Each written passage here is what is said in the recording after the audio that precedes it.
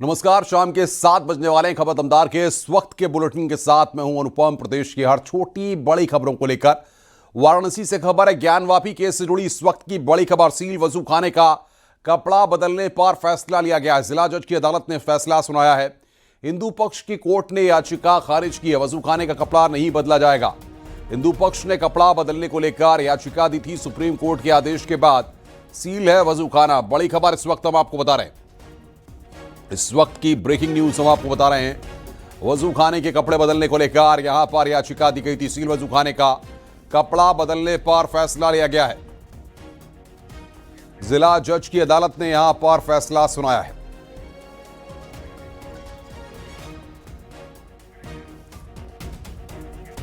मुरादाबाद में थार गाड़ी ने 5 साल की मासूम बच्ची को रौंदा। हादसे में मौके पर ही बच्ची की दर्दनाक मौत हो गई। Thar car Bhim army Azad Samaj party के नगर अध्यक्ष की बताई जा रही है। घटना की जानकारी लगने पर पुलिस मौके पर पहुंची और शव को पोस्टमार्टम के लिए भेजा। साथ ही थार को कब्जे में ले लिया गया है। मृतका के परिजनों की तहरीर पर पुलिस ने 3 लोगों के खिलाफ मुकदमा दर्ज कर लिया है।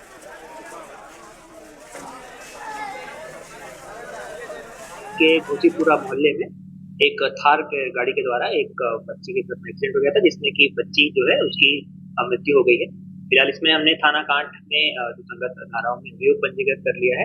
3 नामजद लोगों के खिलाफ में ये तहरीर प्राप्त हुई है। बच्ची है उसका जो पोस्टमार्टम करा दिया गया है तथा इसमें साक्ष्य संकलन के आधार पर आगे की विधिक कार्रवाई प्रचलित है। मुजफ्फरनगर में सड़क हादसे का सीसीटीवी वीडियो सामने आया है, जिसमें बाइक सवार ने एक छोटे बच्चे को टक्कर मार दी और खुद भी बाइक समेत गिर गया। हादसे में बच्चा गंभीर रूप से घायल हुआ है। आसपास के लोगों ने बच्चे को तुरंत अस्पताल में भर्ती कराया। पूरी घटना पास के ही एक मदरसे के बाहर लगे सीसीटीवी कैमरे में कैद हो गई।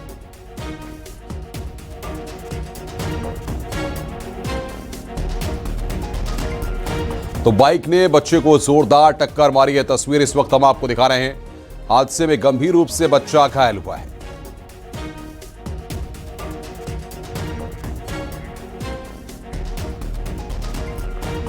मुरादाबाद से खबर है। रेलवे स्टेशन पर जमकर हंगामा हुआ। जीआरपी थाने में जमकर हंगामा हुआ और मारपीट हुई है। रेलवे यूनियन के लोगों और वकीलों के बीच में मारपीट हुई है। गाड़ी खड़ी करने को लेकर विवाद हुआ था। यूनियन नेता संजय माथुर और बेटे को पुलिस और वकीलों पर पीटने का आरोप लगा है। रेलवे यूनियन के लोग जीआरपी थाने के सामने बैठे। जीआरपी पुलिसकर्मियों के खिलाफ कार्रवाई की मांग की गई है।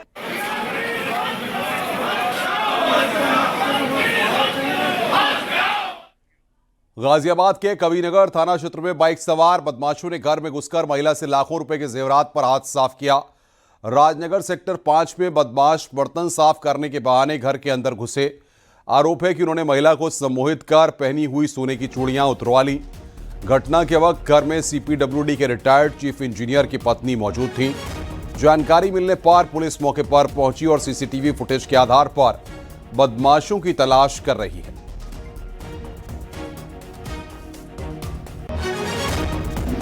मेरा नाम अरुज अग्रवाल है। मेरी मदर यहीं पे गेट में खड़ी हुई थी। अभी नहा धो के फ्रेश होके आके धूप सेक रही थी। तभी 2 बंदे आए और कहने लगे कि माता जी हम जो है ये पीतल चमका देते हैं। तो उन्होंने चेक करने के लिए एक पीतल का बाउल था वो दे दिया, उन्होंने साफ कर दिया। ऐसे करते करते उन्होंने उनको हिप्नोटाइज किया और जो 2 गोल्ड की चूड़ियां पहन रखी थी वो लेके निकल गए। वो लोग मोटरसाइकिल जो है कोने में खड़ी हुई थी 101 के कोने पे, वहां से बैठ के दोनों वहां से फरार हो गए। बुलंदशहर में छात्रों ने कॉलेज प्रशासन पर फीस के बहाने अवैध वसूली का आरोप लगाकर गुस्साए छात्रों ने सुसाइड करने की कोशिश की। पूरा मामला शिव कुमार जनता इंटर कॉलेज का है, जहां कक्षा 6ठी से लेकर इंटरमीडिएट तक के छात्र बड़ी संख्या में कॉलेज परिसर में इकट्ठा होकर प्रदर्शन कर रहे थे। फिलहाल पुलिस ने मौके पर पहुंचकर पूरे मामले को शांत कराया और जल्द शिकायतों के समाधान का आश्वासन दिया।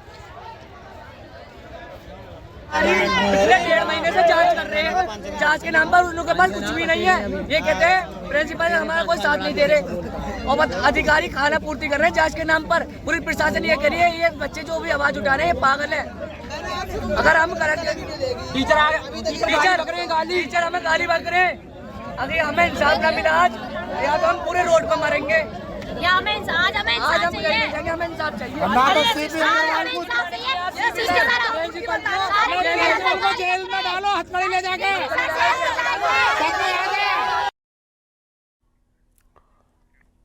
बुलंदशहर में लिफ्ट मांगकर बाइक सवार कलेक्शन एजेंट से लूट की वारदात को अंजाम देने वाले आरोपी को पुलिस ने गिरफ्तार कर लिया। दरअसल 12 दिसंबर को कलेक्शन एजेंट प्रताप सिंह अपनी बाइक से जा रहे थे। इसी दौरान आरोपी युवक ने उनसे लिफ्ट मांगी और चाकू दिखाकर 50,000 रुपए की नकदी लूट ली।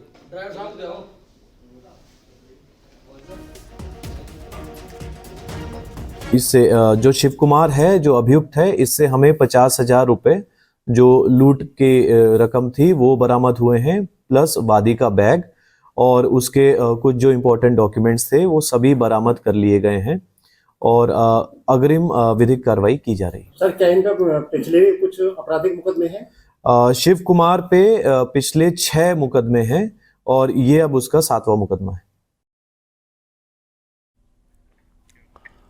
देहरादून में दर्ज शिकायत की जांच के दौरान टेलीग्राम पर चाइल्ड पोर्नोग्राफी कंटेंट की खरीद फरोख्त का मामला सामने आया। तकनीकी जांच में इसका लिंक मेरठ के ब्रह्मपुरी क्षेत्र के रहने वाले अमित जैन से जुड़ा मिला। आरोप है कि आरोपी टेलीग्राम ग्रुप के जरिए चाइल्ड पॉर्न वीडियो की बिक्री करता था और वो ग्रुप का एडमिन था। पुलिस जब आरोपी के घर पहुंची तो वो फरार मिला।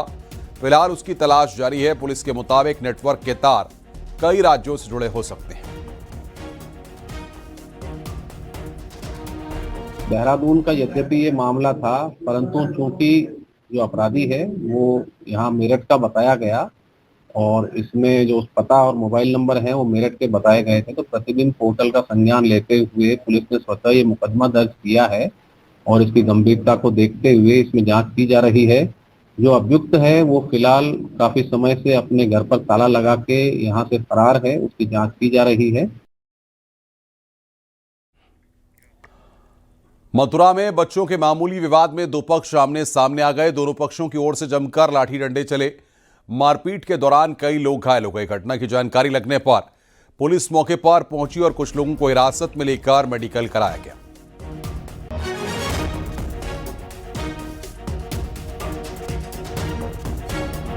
झगड़ा सर, मेरा एक छोटा लड़का है 10-12 साल का, वो टिकिया खा रहा था तो भरत सिंह का लड़का दारू पी के वहां से गाली दे रहा था। बच्चों में कोई बात पे झगड़ा हो गया था। इस बात पे झगड़ा हो गया, थोड़ा कयास नहीं हुई। इन्होंने सबने दारू पी रखी थी। बनवारी के लड़के थे, कृपाल था, जिसमें 2-3 चोरी के वैसे मुकदमों में जा चुके जेल। उत्तर प्रदेश लोक सेवा आयोग की भर्ती परीक्षाओं में कथित भ्रष्टाचार को खत्म करने और पारदर्शिता की मांग को लेकर प्रतियोगी छात्र छात्राओं ने प्रदर्शन किया है। हाथों में पोस्टर बैनर लेकर छात्र छात्राओं ने लोक सेवा आयोग के गेट के बाहर धरना दिया और आयोग के खिलाफ जमकर नारेबाजी की। पुलिस ने हंगामा करने वाले कई छात्रों को गिरफ्तार किया। इसके साथ ही जमकर हंगामा भी हुआ।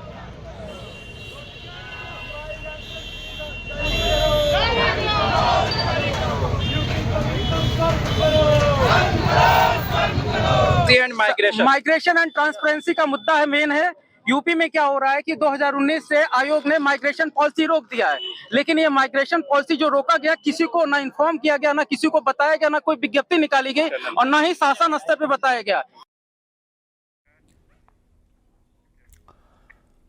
प्रदेश में बीएड योग्यताधारी शिक्षकों के लिए एक बड़ा बदलाव हुआ है। सुप्रीम कोर्ट के आदेश पर सभी शिक्षकों को 6 महीने का ब्रिज कोर्स करना अनिवार्य होगा। इस फैसले से प्रदेश के करीब लगभग 35,000 शिक्षकों को राहत मिलेगी, क्योंकि कोर्स पूरा करने के बाद उनकी नियुक्ति को वैध माना जाएगा। दरअसल पहले कक्षा 1 से 5 तक पढ़ाने के लिए बीएड योग्यता को अमान्य कर दिया गया था। इसी मामले में सुप्रीम कोर्ट ने अंशुमान सिंह बनाम एनसीटीई केस में 8 अप्रैल 2024 को आदेश दिया था कि पहले से नियुक्त बीएड शिक्षकों को सेवा में बनाए रखने के लिए ब्रिज कोर्स कराया जाए।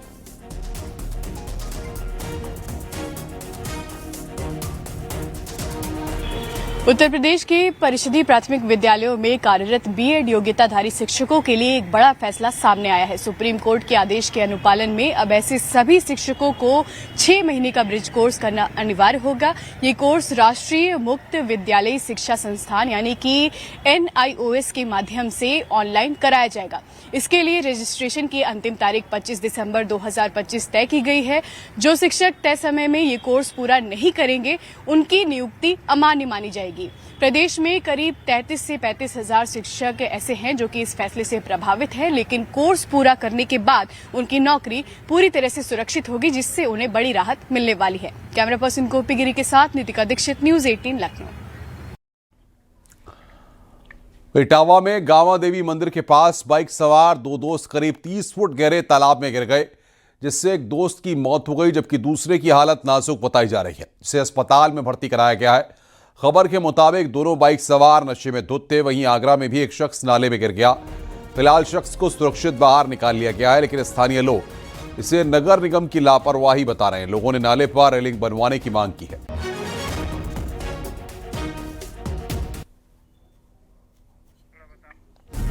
नाले में सुरक्षित बाहर निकाला गया शव। शख्स को आपको बता दें कि ये दिखा रहे हैं हम आपको, गहरे तालाब में गिरने से यहां पर हादसा हुआ। दो बाइक सवार गिरे, जिसमें एक की मौत हो गई।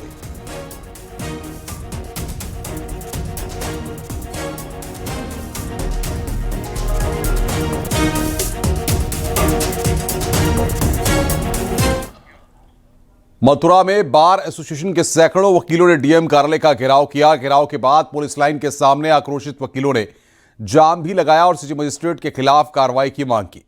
खबर के मुताबिक अज्ञात लोगों ने रातों रात करीब 200 से अधिक चैम्बर तोड़ दिए थे, जिससे नाराज वकीलों ने प्रदर्शन कर नाराजगी जताई और सिटी मजिस्ट्रेट राकेश कुमार पर चैम्बर तोड़वाने का आरोप लगाया गया। तो डीएम ऑफिस का घेराव करके वहां पर जाम लगाया गया।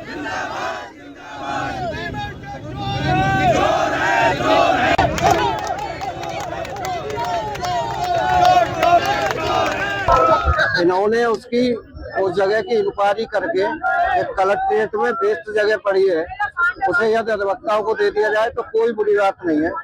उसी के आधार पर ये जगह शासन प्रशासन को हमारे किसी अधिवक्ता साथी ने उसका विरोध किया था। उस पर जिलाधिकारी मथुरा द्वारा ये कहा गया कि इसे आप हम शासन से ले लीजिए। हमारी वो फाइल अभी शासन में लंबित है, जो बोर्ड ऑफ रेवेन्यू के चेयरमैन साहब के पास पड़ी है। उन्होंने इस जमीन का नक्शा मांगा था कलेक्ट्रेट का, जो कि हमारा टाइम खत्म हो रहा था। उसके बाद तो फिर उसमें कोई सक्रियता नहीं रही। एटा में एक शादी समारोह में चौंकाने वाला मामला सामने आया, जहां एक शख्स की शादी में उसकी पहली पत्नी पुलिस फोर्स के साथ पहुंच गई और शादी को रुकवा दिया। पुलिस को देखते ही मौके से दूल्हा और उसके घर वाले फरार हो गए। महिला ने कोतवाली नगर पुलिस को लिखित शिकायत दी है। फरार पति और रिश्तेदारों की तलाश की जा रही है। पहली पत्नी के मुताबिक उसकी शादी साल 2019 में हिंदू रीति रिवाज से हुई थी। उसने आरोप लगाया कि उसका पति दूसरी लड़की से शादी कर रहा था।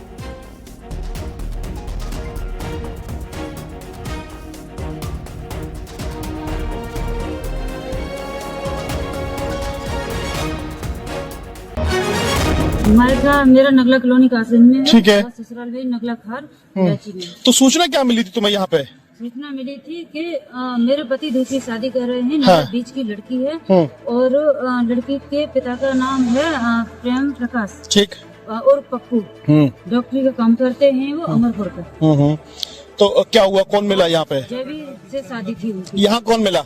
यहाँ पे मुझे लड़की बच के सब मिल गए, लड़का बच के। जब तक हम अंदर गए तब तक सब इधर उधर हो गए।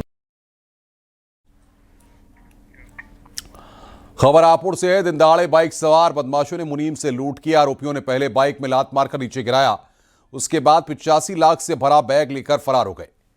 घटना की जानकारी लगने पर पुलिस मौके पर पहुंची और अस्पताल में घायल युवक को भर्ती कराया गया। साथ ही आरोपी को पकड़ने के लिए कई टीमों का गठन किया गया है।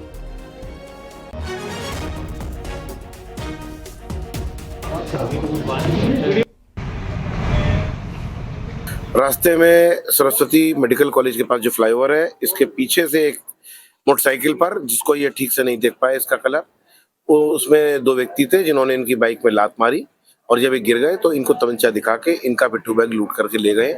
इनके सड़क पे गिरने से थोड़ी सी चोटें आई हैं। पुलिस ने इसमें हमने अपनी टीमें गठित करी हैं और तुरंत सीसीटीवी वगैरह बताई जा रही है। सर, मैंने आपको बताया ना, एक जगह से 35 और एक जगह से 50। इनका कहना है कि कुल 85 लाख रुपए लेकर के जा रहे हैं।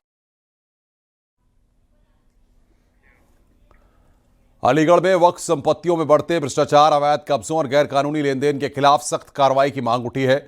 मौलाना चौधरी इब्राहिम हुसैन के नेतृत्व में संगठनों के प्रतिनिधिमंडल ने डीएम को ज्ञापन सौंपा और जांच की मांग की है। प्रतिनिधिमंडल ने वक्फ संशोधन कानून 2025 और यूपी सरकार की जीरो टॉलरेंस नीति का हवाला देते हुए वक्फ संपत्तियों के सर्वे, डिजिटलीकरण, अवैध कब्जे हटाने और पारदर्शिता लाने की मांग की है। मुफ्ती साहब ने कहा है कि वक्फ संपत्तियां गरीब और जरूरतमंदों का हक है। मुस्लिम समाज एक बहुत बड़ी जो संसाधन हमारे पास है मुस्लिम समाज के गरीब, यतीम, मिस्कीन और कमजोर वर्ग को प्रमोट करने के, वो माफियाओं के बल पर और भ्रष्टाचार के बल पर वो तमाम डाका डाल दिया गया है और लूटमार कर ली गई है। तो अब हमने प्रशासन से जिला स्तर पर जो वक्फ संपत्तियों को बेच रहे हैं उस पर रोक लगाने की, अवैध कब्जों को हटवाने की मांग की गई है और उसकी सही तरीके से जांच होकर के आय व्यय का ब्यौरा का पता चलना चाहिए। ये ज्ञापन हमने माननीय आज श्रीमान जिलाधिकारी महोदय के समक्ष किया गया है। हापुड़ में नेशनल हाईवे पर कार सवारों ने जमकर हुड़दंग मचाया। कारों के काफिले के साथ नेशनल हाईवे पर जमकर स्टंटबाजी की गई, जिसका वीडियो सोशल मीडिया पर वायरल हो रहा है। हापुड़ के नेशनल हाईवे 9 पुलकुआ टोल प्लाजा का मामला बताया जा रहा है। वायरल वीडियो पर पुलिस ने संज्ञान लेकर जांच पड़ताल शुरू कर दी है।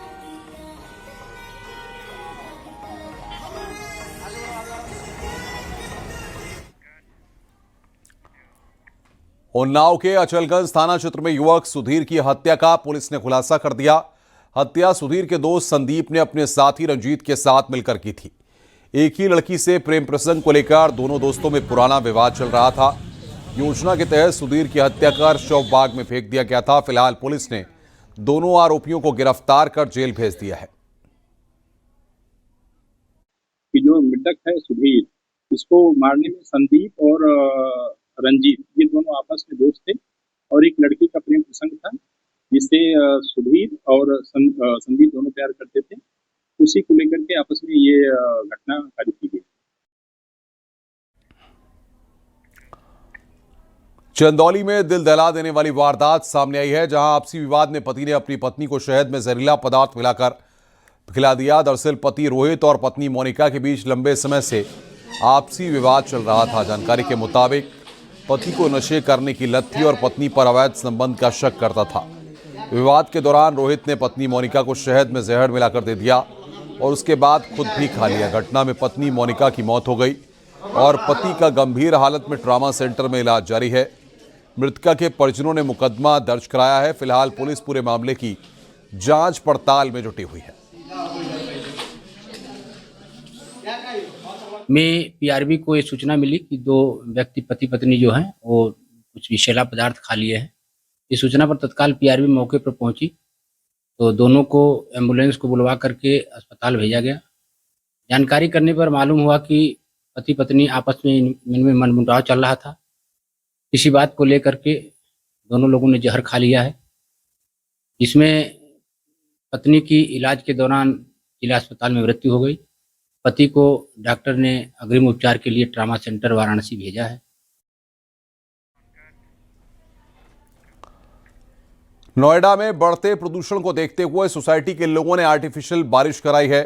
नोएडा और ग्रेटर नोएडा में पॉल्यूशन डार्क रेड जोन में है, जिसके बाद सेक्टर 137 एक्सोटिक फ्रेस्को सोसाइटी में लोगों ने आर्टिफिशियल रेन कराया, जिससे प्रदूषण से कुछ राहत मिल सके। तो नोएडा में डार्क रेड जोन में पॉल्यूशन है। ये तस्वीरें इस वक्त हम आपको दिखा रहे हैं। सेक्टर 137 के एक्सोटिक फ्रेस्को का ये पूरा मामला है, जहां पर आर्टिफिशियल बारिश कराई गई। सोसाइटी में आर्टिफिशियल बारिश कराई गई।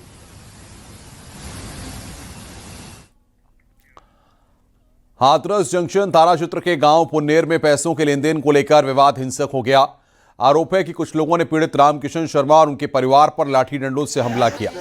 इस हमले में रामकिशन शर्मा समेत 4 लोग गंभीर रूप से घायल हो गए। सभी घायलों को पहले सीएससी महो और बाद में जिला अस्पताल रेफर किया गया। पीड़ित की तहरीर पर पुलिस ने मामले की जांच पड़ताल शुरू कर दी है। पैसों के लेन देन को लेकर यह पूरा विवाद सामने आया। पीड़ित रामकिशन के परिवार पर हमले का आरोप पीड़ित रामकिशन के परिवार पर हमले का आरोप है। 4 लोग गंभीर रूप से घायल हुए।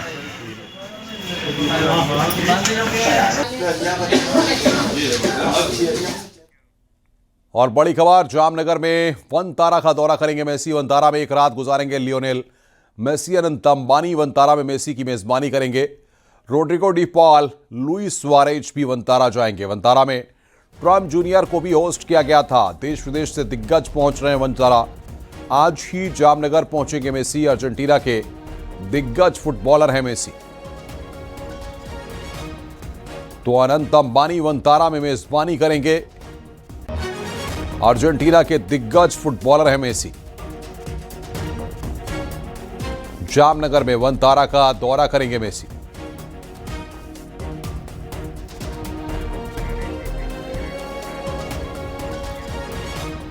भारतीय जनता पार्टी के नवनियुक्त राष्ट्रीय कार्यकारी अध्यक्ष और बिहार के मंत्री नितिन नबीन दिल्ली में बीजेपी दफ्तर पहुंचे, जहां नितिन नबीन का भव्य स्वागत किया गया। केंद्रीय गृह मंत्री अमित शाह, जेपी नड्डा और धर्मेंद्र प्रधान सहित बीजेपी के कई बड़े नेता दिल्ली बीजेपी मुख्यालय पर पहुंचे और नितिन नबीन का स्वागत किया। बीजेपी मुख्यालय में अमित शाह और जेपी नड्डा की मौजूदगी में नितिन नबीन ने बीजेपी के राष्ट्रीय कार्यकारी अध्यक्ष का पद संभाला।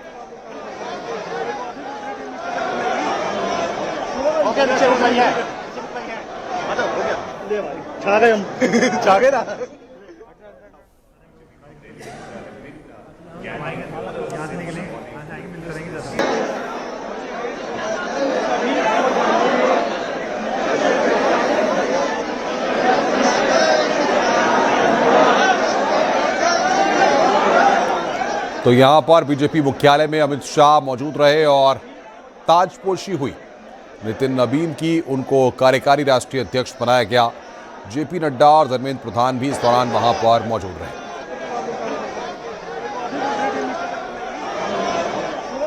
और राजनाथ सिंह से मुलाकात करने के लिए पहुंचे हैं। वो दृश्य और वो तस्वीरें इस वक्त हम आपको दिखा रहे हैं। कार्यकारी राष्ट्रीय अध्यक्ष नितिन नबीन राजनाथ सिंह से मुलाकात करने के लिए पहुंचे हैं। वो तस्वीर इस वक्त हम आपको दिखा रहे हैं। राजनाथ सिंह के यहां की तस्वीरें और ये 3 तस्वीरें इस वक्त आपकी स्क्रीन पर।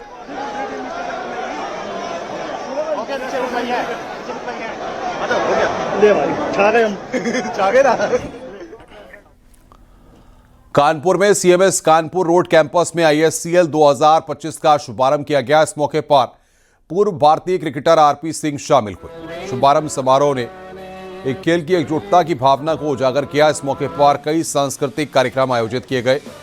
ये टूर्नामेंट 19 दिसंबर तक चलेगा, जिसमें ऑस्ट्रेलिया, दक्षिण अफ्रीका की टीमों ने हिस्सा लिया है। टूर्नामेंट T20 फॉर्मेट में खेला जाएगा।